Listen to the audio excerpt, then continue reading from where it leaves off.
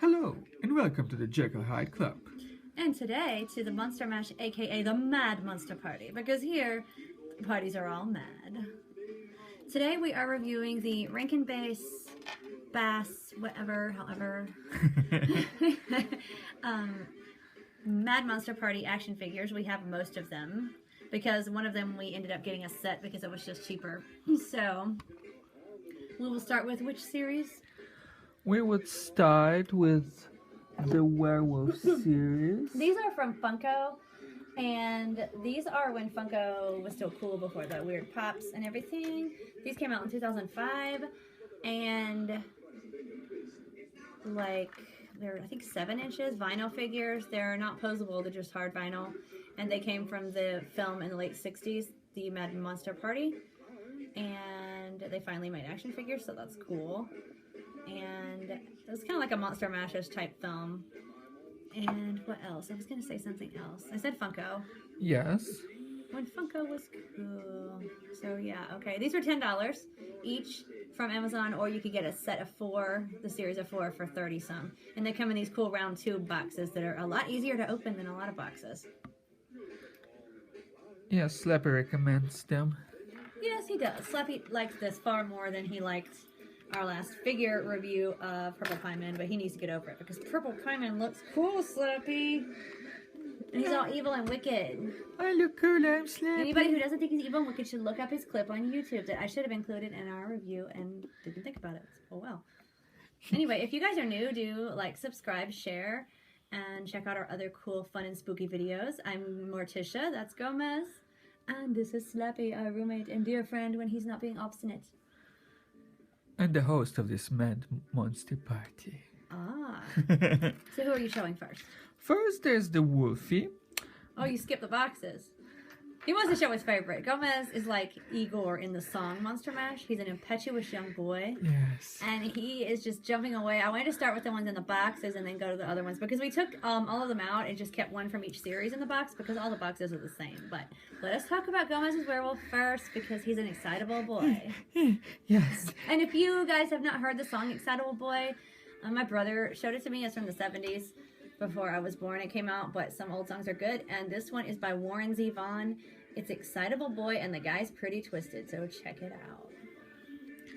So, this is the Wolfie. I could use him to play one of my characters. Some of you may know him from Dark Shadows, David Collins. Yes, we have a game where we put David Collins as a werewolf eventually with Carolyn. So this is David as a werewolf because David's such a sweetheart. He couldn't be mean and feral. So cute. A brilliant toy, I think, where it shows a combination of modern and old, considering it's werewolf and like in modern clothes. It's really nicely done. Well, I guess modern from the 60s because the character from the movie was like, I guess, from back in whenever. Yes, it still has those, I guess, hint of ripping jeans maybe or something like that. It's kind of cool. Or a patch maybe. Like, it seems like fashion. Werewolves wouldn't have neat clothes because they probably change and tear them too much. Like. Yes. Yeah. And did you show his tail? Yeah, here. You couldn't see that in the box because of the like printout that we'll show you when Gomez decides to get to the box. So another figure, but he has a tail, which I think is really cool. Yes, it's really nice. Gomez's Papo werewolf action figure has a tail that I liked, but he didn't have clothes, so now he's got it covered because he's got one in clothes too. Yeah. Well, he's got 2 in clothes because you have the Hotel Transylvania one. Oh yes. Yes, I like the tail extends really long, like all the way to the base. It's really interesting and good. It's like a bushy one, like a squirrel wolf or a squirrel wear. Yeah.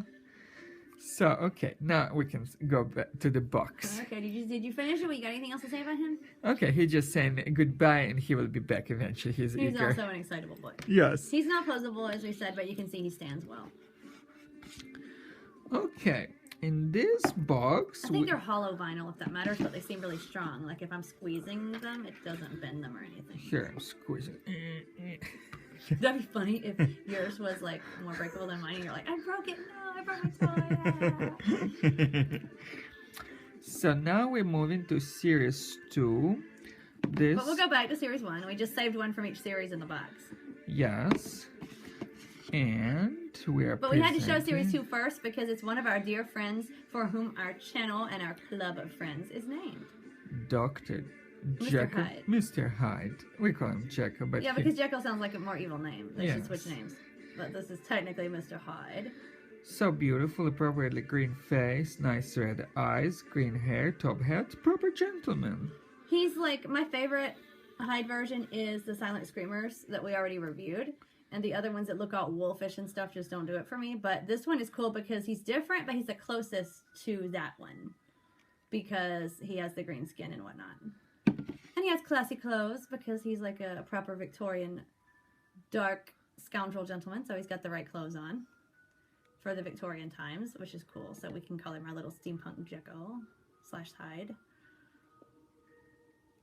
So yeah, that's him, and we can show the inside of his tube.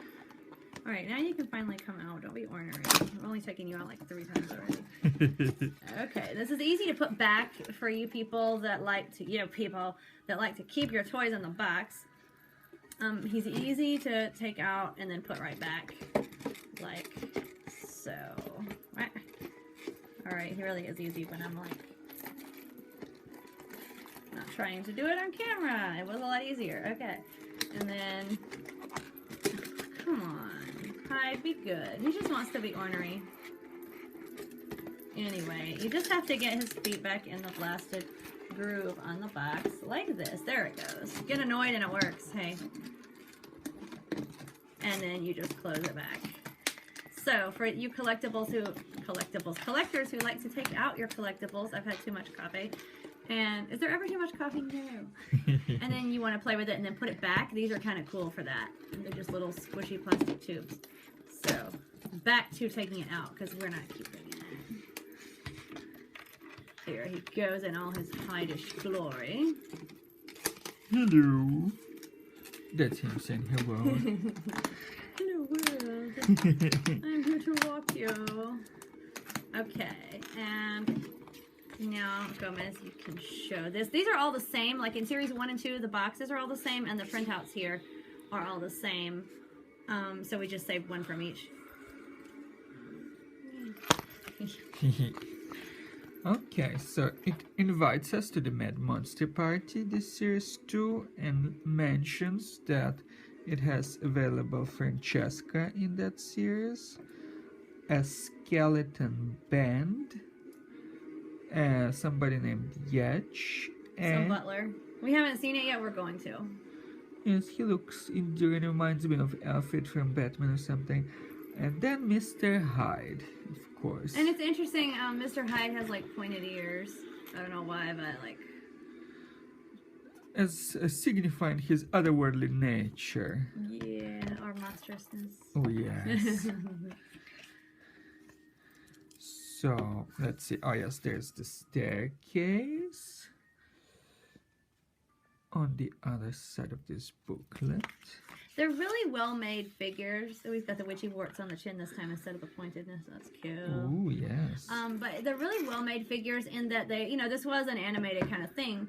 So it is like cartoony, made by the company who did Rudolph the Red-Nosed Reindeer, right? Yes. Anyway, and since Jekyll / Hyde trampled a little girl in the story, and Rudolph runned over somebody's grandma, Grandma got run over by a reindeer. I always try to say ran over because it's correct, but it's runned over in the song. So anyway, that's what Rudolph and Mr. Hyde have in common. They run people over. I had to think about that when I was reading some blog and they said like Rudolph's cousin is Mr. Hyde, and I was thinking, I don't understand how. And then I'm like, oh, grandma and little girl, yeah. So, but these are really like well made because they have the cartoon kind of cuteness, but not in a way that ruins it. Don't you think? Yes. So, okay, anything else for this one? Oh, no, that seems to be good. And the next box is from Series 1. Because Gomez likes to roll that way. Behold, our gentle zombie butler, or... He's a zombie bellhop. He's going to carry the bags of the guests. Like in a hotel when they take your bags for you and you're supposed to tip them. What do you tip a zombie? Like a finger or something of like somebody that isn't you? A very good thought. Thank you. I tried. And handy for our future hotel stays. Well, okay. We plan to stay in a hotel where zombies are like. Well, in case they provide the best service and 5-star. We didn't want to make you guys sit here while we like unbox them, so we just have 2 to do that with, and we are just going to show you the rest that we already opened because of the fact that they all look the same from each series. So there's no reason to be repetitive and boring and show the same thing. But this one I didn't even open once before. I had to look at Jekyll / Hyde and get him out. Wow, check you and your little base out. Ooh. With your interesting bottom. His eyes are interesting and mismatched. One is red and the other, I thought at first was green, but I think it's actually black. But his overall face is green, which is appropriate for a zombie. We like red and black. Yes. And then he is also proudly displaying this golden earring in his nostrils, which is a ghost thing to do, so it's nice. And then he has a red jacket with golden buttons. And I think his suitcase is also sort of golden-like. Interesting. Or the suitcase he's carrying of someone else's. Yes. Very cute. Yeah, he's cool for a zombie. We'll probably sell him because of the fact that we had to get him in the set and we don't really do zombies, but he's not bad for a zombie. So, right, Gomez? Yes. Like, I assume you didn't want him specifically? No. I didn't think so. But, if you did, I would not take him from you. Who am I to part of Gomez and his zombie? Who? Alright, now, aside from him, he goes over here. This is one of our dear friends, and he looks so charming in this cartoon version. Vlad Dracula, aka Count Dracula. So adorable. He even has sort of a golden monocle on one of his eyes. Yeah, he's all steampunked out. That's one reason I wanted this figure, because we have kind of Dracula-ish figures like that, like cartoony and stuff, but not from Mad Monster Party. And with the monocle thing, I was like, oh, steampunk Dracula, we have to get him. Must have steampunk Dracula. And he just looks cool. Fat ears. Expression reminds me a little bit of Slappy's like skeptical expression, like what else are you going to tell? I was gonna say Slappy wanted to wear his cape like he did on our first Halloween haul for on New Year's Day that we did, and be Slappy out again, but I was like, you know, I just don't feel like getting it out. It's evening, we're winding down, I'm having a coffee crash, and I don't want to. At least we remembered to put him in the video, so he can be good. And next, I am presenting Frank, the creation of Baron von Frankenstein. I really like, I think they call him Fang in the Mad Monster Party for some weird reason. That ought to be the wolf's name, but whatever. But I like this version because I haven't found yet a Mary Shelley version, because you guys, I know I get on the soapbox whenever I mention Frankenstein. If you haven't read the book, the movies are nothing like the book unless you watch the 94 one or the one from 2015, Mary Shelley's Frankenstein, because he's really intelligent. He's not body parts stitched together. He looks pretty, like totally the original goth. He's this guy he's just tall, and he's got kind of skin that looks kind of yellowish white, like almost mummy-ish, and it's stretched over his body really tautly, and he's got long black hair, almost a pretty face, black lips, so he's all gothed out, black nails, but he doesn't look that scary, and I think that's why they changed him so much for the movies. Just different, but he's almost pretty. But this guy is nothing like that. This one, as you can see, is more like the Boris Karloff looking kind of Frankenstein, but he at least doesn't have the bolt through the neck, and he doesn't have obvious stitching really, so it's like they're trying. He has something pink that it seems like his nose, but I cannot be sure. Maybe it's something else, but it's sort of like... Well, his nose is right here. Yeah, so I guess it is pink. Okay. Just very fun, like, because the rest of him is green. When we're legally blind, we can get away with being weird and wondering stuff like that. Yes. Yeah. So, but otherwise he is dressed as a gentleman. He has a bow tie, black attire, black suit, and... No shoes. No shoes, just green feet. Just being mellow, chilled out. He's probably like, I'm at home, screw this. This is basically his nightgown. So I think, I mean, I've seen worse versions. I still really want, I'll probably have to customize the version I want. I don't know why anybody wouldn't just make one from the novel or one of those movies. I don't know. Which the movies weren't exactly right, but the novel illustration, if you guys look, the second illustration for the second edition looks cavemanish and not cool. You have to look at the first illustration, the illustration on the first edition, or our channel thumbnail. Isn't he still our channel thumbnail? Yes. Frank? Yeah, okay. And you would think that's Frankenstein if you haven't read the book, but yes, it is. The creation of Victor Frankenstein. And finally, our last figure. And I think it's interesting. She has the biggest head of everyone. I don't understand why. Francesca. Does it signify that she has a big head personality? I don't know, but look, like, she got the biggest head. Don't count hats and stuff. I'm not saying tallest. I'm talking, like, wide. And it almost overbalances her. So, like, it's... We actually are writing a series of books where Francesca is spelled differently, but she's Frank's daughter, and she has black hair. She looks closer to Lily Munster, but we didn't even know about this until recently, and I'm like, they're probably going to think we were homaging Mad Monster Party with the Francesca, but it wasn't the case, because we didn't know about it. It's just a closer name to Frank, so if you're going to name your daughter like something similar to you, that would make sense. Frances is just not really her thing. Francesca is more like classy. She kind of seems to me almost like a femme fatale type of thing, like she has the red hair and the green eyes and... Oh, Gomez!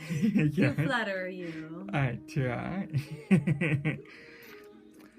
And the dress development, like all yellow. She seems like she would be like a very popular socialite if she had a mind to be, of course. She would probably be unapproachable. Yes, like our character in the book. Yes. Her hair is interesting because I remember seeing, I'm not a doll fan, but I remember seeing a bunch of dolls with their hair like that. Like certain Barbies or other dolls, like their hair would be all curled up like that.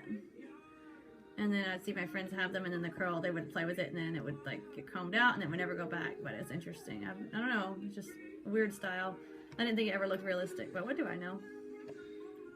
For some reason, I keep thinking that it should be some kind of a style like of the 20s of a hair, or 40s or 20s or something like that, but I'm Which the movie could have taken place in the 30s or something, for all we know. We haven't seen it yet, so... Yeah. That'll be interesting.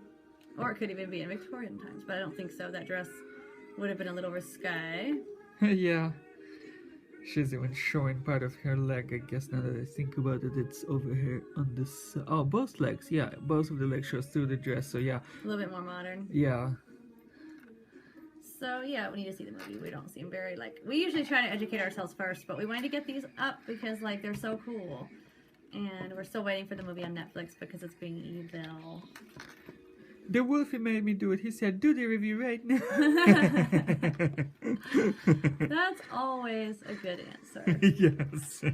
So we're really happy with these figures. We're going to give them a very good review on Amazon, and they're just really nice. I think they've all had good reviews when I read them, so... I was actually looking for different versions of our dear friend Mr. Hyde when I came upon them. You guys, the Mr. Hyde from Nightmare Before Christmas is insanely priced, and I can't even find it used. It's like $100 and some. It's like, I mean, this cute little cartoony figure of Hyde is kind of funny, but I don't care about it that much. This one's fine. So anyway, just thought I'd share that bit of information. It's really weird because all the other figures are like 20 or something, and that one's like 120 or something. It's like, yeah. No, that's okay. You guys can keep it, Amazon or wherever. eBay was even more. Amazon's usually more than eBay, and I'll go check other places, but it was like even more on eBay. It was like, no, it was like 99 on Amazon and 130 some on eBay. And my mind is not normally that good with remembering stupid stuff, but I was just kind of like tripping about the price, and so I remember it. For now, it is imprinted upon my mind. So we hope you've enjoyed this review, and these are really good figures. Again, $10 a piece.